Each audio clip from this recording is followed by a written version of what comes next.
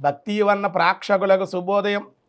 21/4/2026 స్వస్తి శ్రీ చాంద్రమానం శ్రీ పరాభవనామ సంవత్సరం ఉత్తరాయణ వసంత ఋతువు వైశాఖ మాసం శుక్లాపక్ష చవితి మంగళవారం.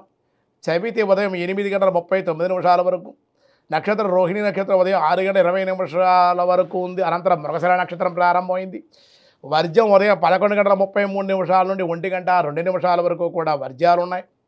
దుర్ముహూర్తం ఉదయం 8:13 9:03 వరకు, రాత్రి 10:48 నుండి 11:34 వరకు కూడా దుర్ముహూర్తాలు. సూర్యోదయం 5:42, సూర్యాస్తమయం 6:12. శుభ సమయం లేదు ఈరోజు మంగళవారం కావడం వల్ల. అమృతగడి రాత్రి 8:29 నుండి 9:58 వరకు. రాహుకాలం మధ్యాహ్నం 3 గంటల నుండి 4:30 వరకు రాహుకాలం.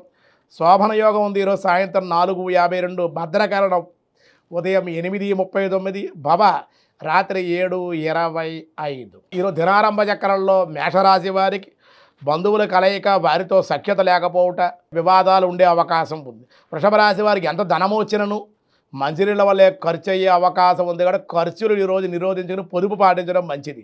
మిథున రాశి వారి కోర్టు వ్యవహారాల్లో జయము, పూర్వీకుల నుండి వచ్చే స్థిరాస్తుల వల్ల లాభాలు ఉండే అవకాశం. కర్కాటక రాశి శుభకార్య శుభవార్తా శ్రవణములు, అనుకోని అతిథుల రాక వల్ల ఆనందంగా ఉండే అవకాశం. సింహరాశి వారి పెద్దల సహకారంతో కొన్ని పనులు నెరవేరుట, సంఘంలో గుర్తింపు గౌరవం ఉంటుంది. కన్యారాశి వారి ధనవృద్ధి, ఉద్యోగ వ్యాపారాల్లో మార్పులు ఉంటాయి. తులారాశి వారి మనస్సు నిలకడ లేకపోవుట, కొత్త సమస్యలు తలెత్తే అవకాశం.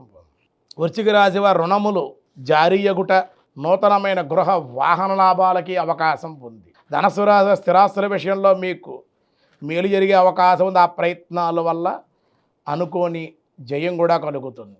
మకర రాశి వారికి విద్యార్థి ఉన్నత శ్రేణిలో ఉత్తీర్ణత పొందుట, కుటుంబ ఆనందం.